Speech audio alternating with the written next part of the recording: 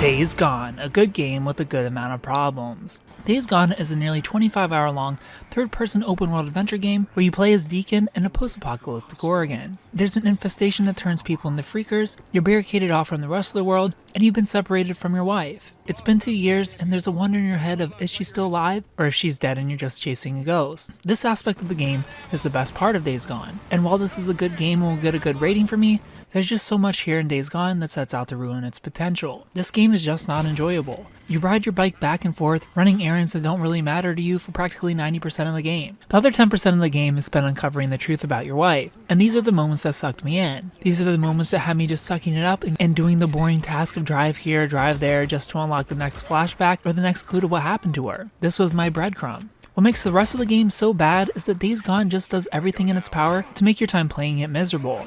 Issue 1, you have to manage your bike.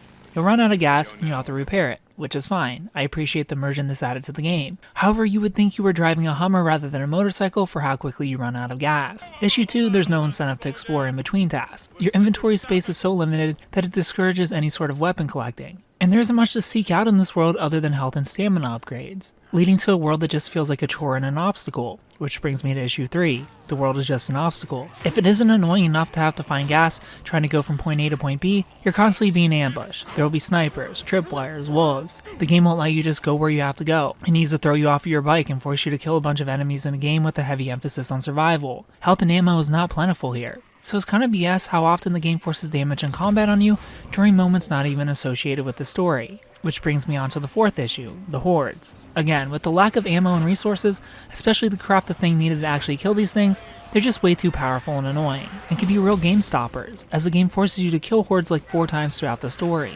Though thankfully after dying enough, you're given the option to skip that bit. Almost as if the game knows it has some overly frustrating parts to it. Days Gone essentially set out to make an open world version of The Last of Us, but forgot to balance the mechanics of The Last of Us to exist in an open world. Maybe the point was to make things miserable, to bring the actual emotion you would feel living in this world, and that the game succeeds. But in being an enjoyable experience, the payoff here wasn't worth the misery.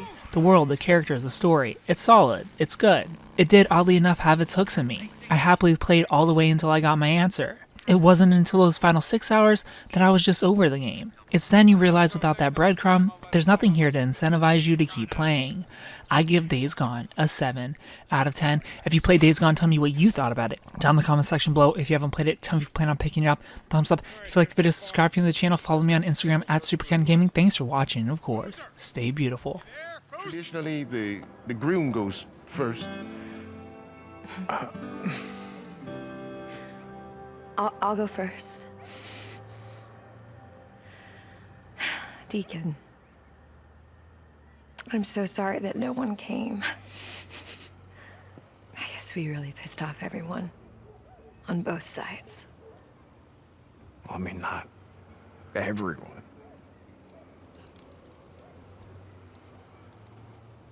But I want you to know that that's how much you mean to me.